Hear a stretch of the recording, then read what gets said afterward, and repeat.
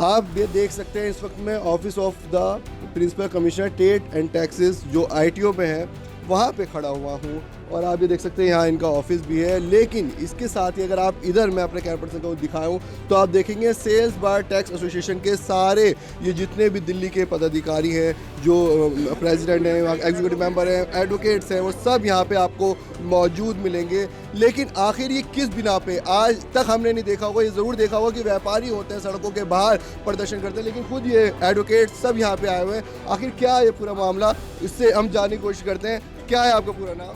मेरा नाम अभिषेक राजाराम है और मैं सेल टैक्स बार में MEC हूँ, मेंबर एग्जीक्यूटिव। क्या है ये, क्यों आज क्या ये पहली बार देख रहे हैं कि ऑफिस के अंदर ही आप सब लोग आके प्रिंसिपल कमिश्नर के ऑफिस के बाहर करें? क्या है ये पूरा? सबसे पहला मुद्दा तो यही है कि हम मिलते नहीं, आज भी नहीं मिल रहे हैं। ये मिलते नहीं हैं, जिनके पास 2 और एडिशनल चार्ज हैं, CPWD और वाटर का। ये इसको दिल्ली का पूरा GST इन पर डिपेंडेंट है और ये इसको एक तरह से एडिशनल चार्ज की तरह लेते हैं। जब सारे काम तो समय मिलता है तब यहाँ आते हैं। इनके ना आने की वजह से जो सारा काम है इन्होंने नीचे जो स्पेशल कमिश्नर थे उन पर डाल रखा है और वो सुनते नहीं, समझते नहीं। नए लोग हैं और वो हर बार ये कहते हैं कि जो टॉप लीडरशिप है वो हमें गाइड करेगी, वो होती नहीं। इसकी वजह से यहाँ पर धीरे धीरे स्थिति ऐसी पैदा हो गई है कि जैसे इन्होंने रजिस्ट्रेशन के लिए CPC सेल बनाया, CRC सेंट्रल रजिस्ट्रेशन सेल। वहाँ पर क्या हो गया, वकील की किसी की एंट्री नहीं, कोई चार्टर्ड अकाउंटेंट वहाँ जा नहीं सकता। जब आप जाते हैं तो वो रोक देते हैं कि आप नहीं जाएंगे। और जो सिक्योरिटी वाले हैं बाहर, चाय वाले वो हमें आकर अप्रोच करते हैं कि साहब आपका केस फंसा पड़ा है रजिस्ट्रेशन का, आप हमें ये सेवा कर दीजिए और हम रजिस्ट्रेशन करवा देंगे। मतलब साहब रिश्वत की बात की बिल्कुल धीरे धीरे देखिए धीरे धीरे क्या हो गया है, क्योंकि कोई टॉप बॉस है नहीं, जिम्मेदार कोई है नहीं, तो नीचे ऑफिसर बिगड़ गए हैं और अपनी मनमर्जी से वो सुविधाएं सेवाएं मांग रहे हैं। व्यापारी की सुन नहीं रहे। जैसे 30 सितंबर को उल्टे सीधे नोटिस निकाले और उनको दिसंबर एंड में ऑर्डर में कन्वर्ट कर दिया।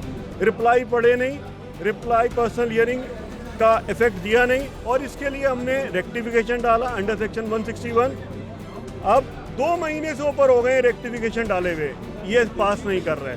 और लास्ट डेट अपील करने की मार्च का लास्ट सप्ताह है। अगर ये रेक्टिफिकेशन करेंगे तो हमें अपील नहीं करनी, और अगर ये रेक्टिफिकेशन नहीं कर रहे तो टाइमली रिजेक्ट करें जिससे हम अपील फाइल करें।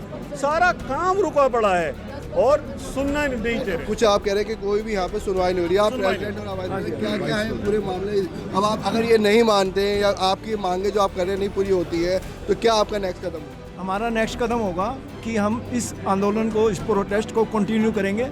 और दूसरा जो है, हम सचिवालय जाके मंत्रियों के घेराव भी करेंगे। LG को हमने चिट्ठी दे चुकी, कोई सुनवाई नहीं हुई।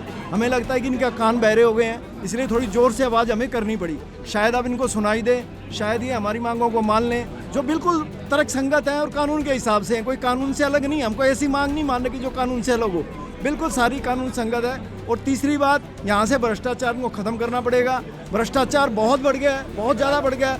अब इन दलालों को ख़त्म करना पड़ेगा। हमने काफ़ी बार जाके जो स्पेशल कमिश्नर है, मैं नाम नहीं लूँगा, लेकिन स्पेशल कमिश्नर से हमने बताया है कि ये करप्शन का अड्डा बन चुका है। उसके बावजूद भी उसके बाद भी कोई कार्रवाई इन्होंने आज तक नहीं करी। तो इसलिए हमने ये तरीका अपनाया ताकि इनको सुनाई दे। उसके बाद हम पीछे हटने वाले नहीं हैं, रुकने वाले नहीं हैं। 60,000 नोटिस निकाले इन्होंने, 25 से 30,000 एक्स पार्टी कर दिए गए, जिनके जवाब दायर थे, जिसको ऑफिसर ने देखा नहीं। बिना देखे यहाँ पर ऑर्डर पास हो रहे हैं। अगर इतनी अर्थव्यवस्था के अंदर इतने सारे नोटिस व्यापारियों के आप डिमांड में कन्वर्ट कर देंगे तो व्यापारी वर्ग परेशान होगा, और अगर व्यापारी वर्ग परेशान होगा तो वो व्यापार से अपना ध्यान हटाकर इन सारे कागजी कार्रवाई में, खामखा की डिमांड्स में, एक अपील करने के लिए उसे 10% जमा करना पड़ता है। अगर किसी को 1 करोड़ रुपए की डिमांड आपने निकाल दी बिना उसका रिप्लाई देखे तो 10 लाख रुपए उसको जमा करने पड़ेंगे, जो एक व्यापारी का बहुत बड़ा पेन हो रहा है। और बाकी जैसे मेरे मित्रों ने कहा, ये प्रोटेस्ट कोई पहले दिन नहीं करा जा रहा। कम से कम नहीं तो 8 या 9 रिप्रेजेंटेशन सेल टैक्स बार दे चुकी है। अब अगर रिप्रेजेंटेशन पूरी कागजी कार्रवाई के बाद भी अगर कोई सुनवाई नहीं है तो आप सोच सकते हैं कि कहीं पर भी तर्क संगत ना न्याय संगत किसी भी तरीके से कोई भी कार्रवाई नहीं हो रही है। यही मेरा कहना है। वही आप भी हैं, आप खुद लेडीज हैं, व्यापारियों की बात चल रही है, व्यापारियों का आप लोग एक तरीके से देखें तो प्रतिनिधि भी रखते हैं, कितना उनको एक तकलीफ होती होगी जब उनका जैसे रजिस्ट्रेशन ही नहीं हो पा रहा है और आपके बार बार वो रिक्वेस्ट करते रह रहे हैं, यहाँ पे आपको नाकामी मिल पाती है, क्या फिर एक प्रॉब्लम आती है? देखिए, सबसे ज्यादा व्यापारी पूरी दिल्ली के व्यापारियों को सेल टैक्स बार वाले रिप्रेजेंट करते हैं, उन्हीं की समस्याओं को लेकर आ रहे हैं। जो केस जवाब दे रहे हैं प्रॉपर सारे सबूतों के साथ दे रहे हैं। 30 तारीख को उठा के एक्सपार्टी कर दिया। Either you have not filed reply और योर रिप्लाई फाउंड अनसेटिस्फैक्टरी, मतलब अपील डालेंगे तो 10% देना पड़ेगा।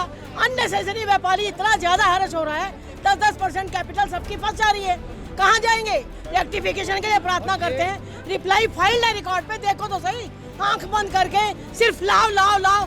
जिन लोगों ने लाखों रुपया दे दिया उनके असेसमेंट हो गए, जिन्होंने नहीं दिया सबके एक्सपार्टी कर दिया। 25-30 ऑर्डर आप समझिए, जिन्होंने पैसा नहीं दिया, जिनकी चीजें ठीक है, सारे सबूत दे रहे हैं, सब कुछ चीजें दे रहे हैं, पेपर पूरे हैं, उनको भी ये नाजायज टैक्स लगा रहे हैं। दिल्ली में यहाँ इस बिल्डिंग में आतंक मच चुका है, वित्तीय आतंक मच चुका है, ये आतंक का अड्डा बन गया है। बिल्कुल, आप साफ तौर पर परेशान है। देखें तो ये जो सारे के सारे जो आपको देखते हैं सेल्स टैक्स बार एसोसिएशन के भी एडवोकेट्स भी हैं, वो सब एक तरीके से परेशान हैं। और आप देख सकते हैं ये पूरा एक तरीके से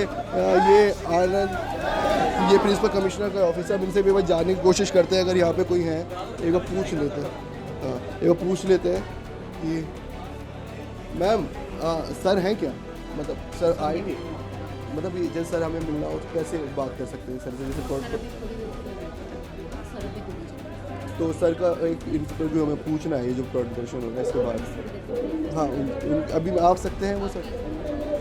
ठीक है, तो अभी तक देख सकते हैं आप, वो है नहीं यहाँ पे, और अभी हम थोड़ा और देख लेते हैं, अगर ये आए थोड़ा इंतज़ार करते हैं, क्योंकि ये सारा प्रदर्शन हो रहा है अभी, क्योंकि ये दो चार्ज जो आरोप लगाया जा रहा है कि इसमें चार्जेस दो हैं, जैसे ये ट्रेड एंड टैक्स के भी प्रिंसिपल कमिश्नर दिल्ली जल बोर्ड में भी, जैसे कि तो अब देखना होगा कि जिस तरीके से ये सब आज प्रदर्शन हो रहा है, ये प्रदर्शन कितना और आगे बढ़ता है, और क्या अगर इनकी मांगें नहीं मांगी जाती है, जिस तरीके से आरोप लगा रहे हैं कि यहाँ ये भ्रष्टाचार का अड्डा बन गया है, अगर ये नहीं ख़त्म किया जाता है तो क्या व्यापारियों की और यहाँ के लोगों की मांग होगी।